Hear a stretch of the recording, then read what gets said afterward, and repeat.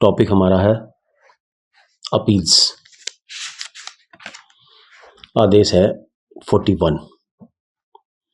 इससे पहले हम अपील पे लेक्चर बना रहे थे, लेकिन वो पूरा नहीं हो पाया था, टॉपिक नहीं आ पाया, बड़ा था। तो अब स्टार्ट करते हैं 41 का नियम 3A।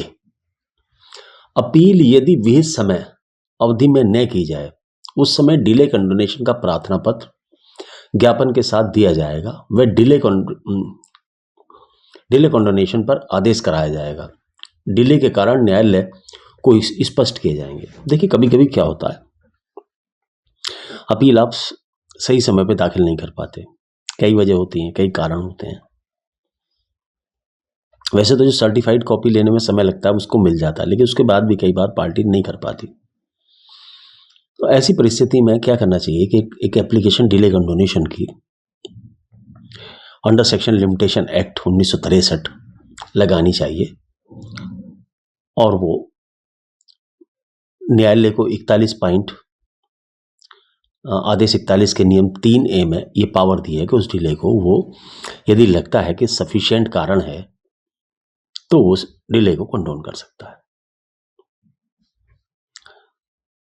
इसी आदेश का नियम 4 जो है वो न्यायालय की पावर्स बताता है कि न्यायालय को अपील में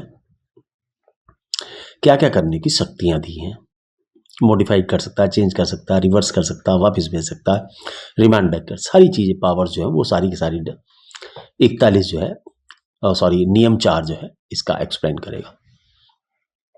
एक इसका महत्वपूर्ण पहलू आता है नियम 5। जो डिक्री पारित होती है उसका रुकना बहुत जरूरी होता है। यदि वो नहीं रुकी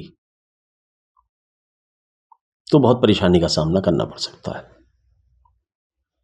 जो लोअर कोर्ट ने पारित की है, सबऑर्डिनेट कोर्ट ने पारित की है, तो उसे रोकना जरूरी है। तो उसके लिए नियम 5 प्रबंध करता है स्टे ऑफ इम्प्यूग्न्ड ऑर्डर।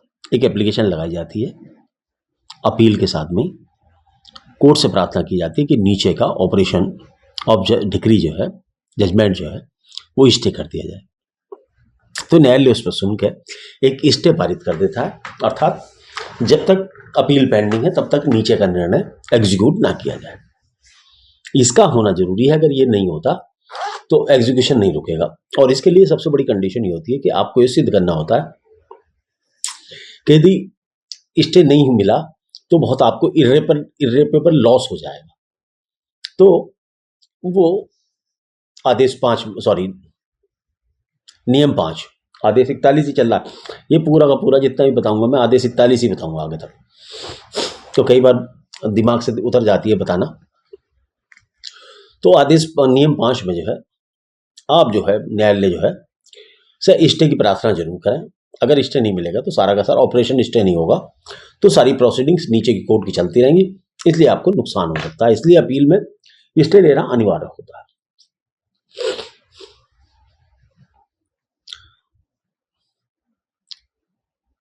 आदेश 9 नियम 9, जैसी अपील दाखिल की जाती है तो अपील का भी जिस तरीके से वाद का रजिस्ट्रेशन होता है ऐसी अपील भी रजिस्टर्ड की जाती है। रजिस्टर में चढ़ा के नंबर दे के फिर वो न्यायालय के सामने रखी जाती है। यहीं पे ध्यान रखें, जैसी वो अपील रजिस्टर में चढ़ती है ऐसी वो न्यायालय के सामने रखी जाती है। तो उस स्थिति में पार्टीज को अपने एडवोकेट के साथ में न्यायालय के समक्ष उस समय पर उपस्थित होना होता है और अपील के एडमिशन पर बहस करनी होती है। न्यायालय को यह बताना होता है कि क्या कारण है जिसके कारण अपील की गई है, वो रीजंस, वो आधार वो बताने पड़ते हैं। जज साहब के को ये सूचित करना पड़ता है कि हाँ, अपील की सुनवाई के आधार हैं। तो वो एडमिशन की स्टेज होती है, उस पर वो एडमिशन किया जाता है और न्यायालय एडमिशन करके उसी समय पर स्टे की एप्लीकेशन पर भी बहस होती है। इस स्थिति में न्यायालय भी कह सकता है कि सर्विस करा दो, उसके बाद स्टे पर सुन लिया जाएगा और नीचे का रिकॉर्ड भी तलब कर लिया जाता है। तो लेकिन ये बिना पार्टी को सुने भी और पार्टी को सुन के भी दिया जा सकता है, और पार्टी कई बार साथ साथ आ भी जाती है। तो इसमें दोनों पार्टी को सुन के दिया जाए ज्यादा अच्छा होता है। मैक्सिमम नीचे की प्रोसीडिंग शुरू की जाती है, एक नियम की बात है। अगर नहीं रोकी जाएंगी तो फायदा कुछ थोड़ी ना अपील का। अपील चली मान लो साल भर, 1.5 साल, नीचे का ऑर्डर स्टे हो गया तो इन्फ्रक्शियस हो जाएगी, इसलिए उसको स्टे होता ही होता है। उसके बाद विपक्षी को सूचित किया जाता है। लोअर कोर्ट को एग्जीक्यूशन का स्टे तभी मिलता है जब अपीलकर्ता को सारवान हानि होने का पर्याप्त आधार हो, अर्थात कोई इररिपरेबल लॉस की आशा हो, तभी स्टे मिलता है, अदरवाइज। अब क्वेश्चन ये था, बहुत लंबा वो है ये, इसका नियम 16, ये तो मैं बीच बीच में कुछ छोड़ रहा हूं। आदेश 41 का नियम 16, ये भी बहुत बड़ी प्रोसीजर है ना। जो तिथि नियुक्त की जाएगी उस पर सुनवाई की जाएगी। जिस दिन के लिए सुनवाई स्थगित की गई है उस दिन अपीलकर्ता को सुना जाएगा। यदि न्यायालय अपील के तुरंत खारिज कर देता है तो वह अपील के विरुद्ध प्रत्युत्तरदाता को सुनेगा और अपीलकर्ता ऐसी अवस्था के उत्तर देने के लिए अधिकृत होगा। नियम 16 ये बताता है कि किन स्थिति में कब पार्टीज को अपीयर होना है, क्या तिथि दी जाएगी और कब पहली डेट पे न्यायालय खारिज कर सकता है और दोनों पार्टीज को कैसे सुनेगा, ये सारी व्यवस्था ये नियम 16 बताता है। इसका नियम 22 ये बताता है कि जो दूसरी पार्टी है, प्रति उत्तरदाता है, अपील में रेस्पोंडेंट है, उसे भी क्रॉस ऑब्जेक्शन करने का मौका दिया जाता है और वो भी अपनी रिटन क्रॉस ऑब्जेक्शन कर सकता है और वो क्रॉस ऑब्जेक्शन जो है वो न्यायालय में प्रस्तुत कर सकता है। ये 22 बताता। 22 का उपनियम 1, 22 नियम 22 उसका उपनियम 1 कहता, क्रॉस ऑब्जेक्शन प्रत्यार्थी नोटिस तामील होने की तारीख से 1 माह के भीतर प्रस्तुत करना। इसका टाइम रखा गया कि 1 महीने के अंदर जैसी आपका सर्विस हो जाती है, आप आके उस डेट पे, जो डेट फिक्स है उसके ऊपर आके अपने क्रॉस ऑब्जेक्शन न्यायालय में दाखिल करते हैं।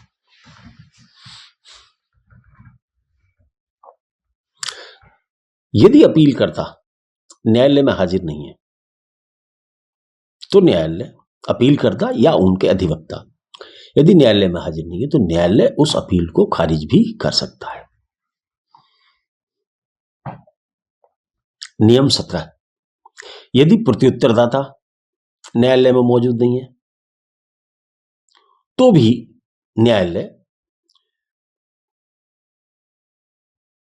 तो एक पक्षीय कार्रवाई हो जाएगी। अगर प्रत्युत्तरदाता नहीं है तो न्यायालय एक पक्षीय कार्रवाई कर सकता है। उसके तो खारिज नहीं, क्योंकि दावा तो नहीं डाला है, जिसने दावा डाला है उसी की खारिज हो सकती है, मतलब अपील डाली उसी की खारिज हो सकती है। लेकिन प्रत्युत्तरदाता के मामले में एक्स पार्टी सुनवाई कर सकता है न्यायालय, एक्स पार्टी सुनवाई करके डिसीजन दे सकता है। 18 नियम 18 कहता है कि प्रोसेस फी अपील में भी उसी प्रकार से जमा करनी चाहिए। अगर आप प्रोसेस फी टाइम पर नहीं जमा करते हैं तो अपील भी आपकी खारिज की जा सकती है। लेकिन ये अब सेक्शन, ये जो नियम था ये अब विलोपित कर दिया गया है।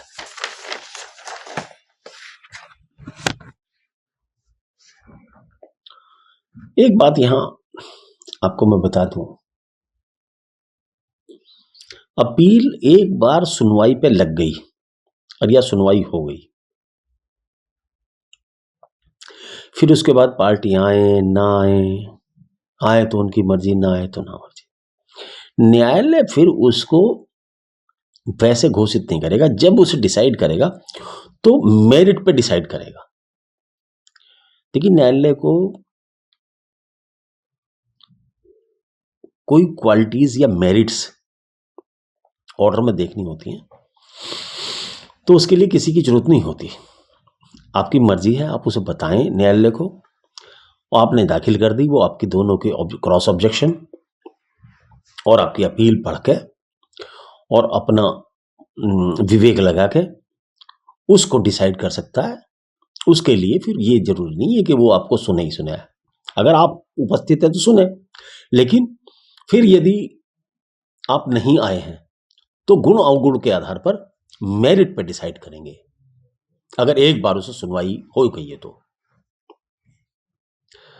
अपील का पुनः ग्रहण, अगर मान लो अपील खारिज हो जाती है किसी वजह से, नियम 10, 17, 11, 17, 18 में, 11, 2, 17, 18 में जो नियम आगे पढ़े, यदि उनमें अपील खारिज हो जाती है तो अपील को एप्लीकेशन देकर रेस्टोर भी किया जा सकता है, री एडमिशन हो सकता है उसका। अपील न्यायालय में री एडमिशन की प्रार्थना की दी जा सकती है तथा उचित हेतु पर अपील का री एडमिशन भी हो सकता है, यदि बाई चांस आपको नियम 11, 17, 18 के कारण से ये कष्ट झेलना पड़ा है, किसी वजह से आपकी अपील ऊपर खारिज हो गई है, तो आप उसे री एडमिशन एप्लीकेशन देकर भी करा सकते हैं, आपकी अनुपस्थिति वगैरह किसी वजह से। नियम 27, बहुत 41 को पढ़ें, बड़ा काम का है। नियम 27 ये कहता है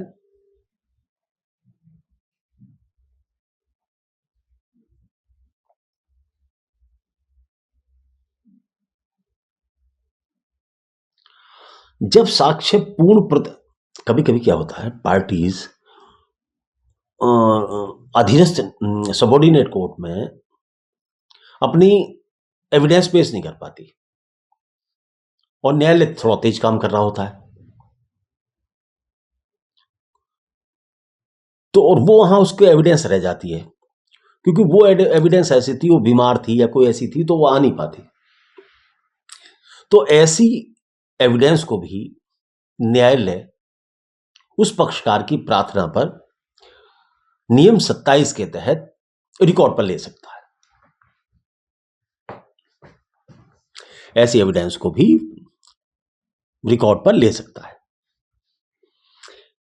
या ऐसा प्रार्थना पत्र स्वीकार कर सकता है, यदि न्यायालय को लगता है कि जजमेंट के लिए बहुत आवश्यक है वो ऐसी एविडेंस है, तो वो भी नियम 27 में ले सकती है।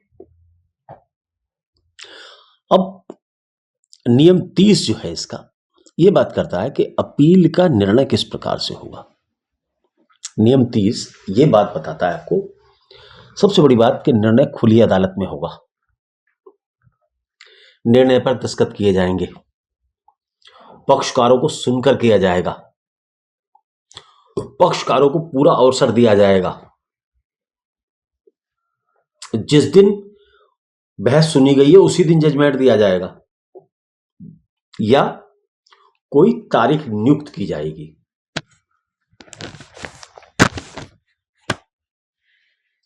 कोई तारीख नियुक्त कर दी जाएगी, लेकिन वो एक लिमिटेड तारीख होगी, ये नहीं कि वो 6 महीने की तारीख हो, 2 महीने की नहीं, वो एक लिमिटेड 10-15 दिन की तारीख होगी जिसमें वो जजमेंट आ जाना चाहिए।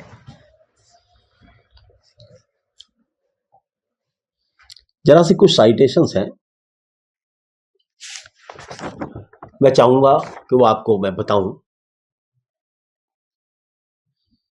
AIR 1991 में MP हाई कोर्ट ने पेज नंबर 59 पर क्या कहा है, अपील के विचारण के दौरान अभिवचन के संशोधन की अनुमति देने पर अपील रिमांड प्रतिप्रेषित करना आवश्यक नहीं है, यदि उस बिंदु पर सुसंगत साक्ष्य पहले ही लेखबद्ध किया जा चुका है।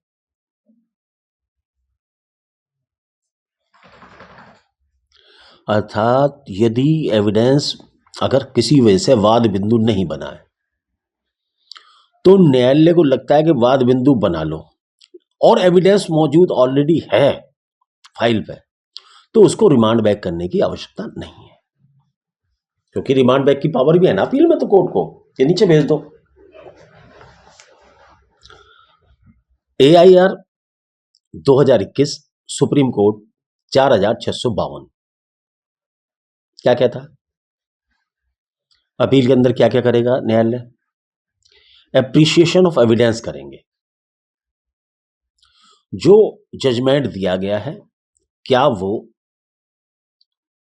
मुताबिक रिकॉर्ड है,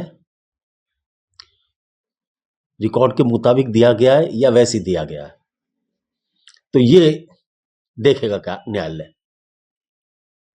विचारण न्यायालय द्वारा निर्णय में दिए कारण पर विचार करना चाहिए, विचार करना चाहिए कि भाई क्या कारण, किस निर्णय क्यों दिया है। AIR 1979 page number 1393, AIR 1979 page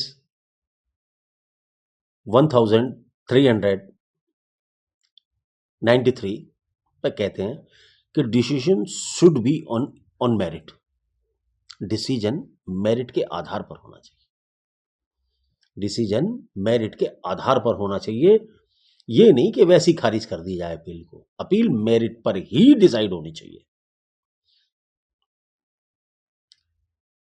AIR 1980 Allahabad high court क्या कहती है इस बारे में, पेज नंबर 268, देरी से निर्णय सुनाना विचारण न्यायालय की आज्ञप्ति को सेटिसाइड करने का आधार नहीं हो सकता।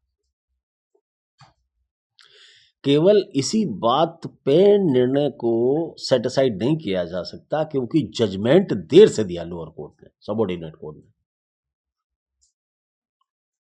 तो इसलिए जजमेंट करते वक्त, अपील करते वक्त इस बात पर ही अपील को खारिज नहीं किया जा सकता। AIR 1980 इलाहाबाद पेज नंबर 268 पर ऐसी साइटेशन हाई कोर्ट देती है इलाहाबाद की।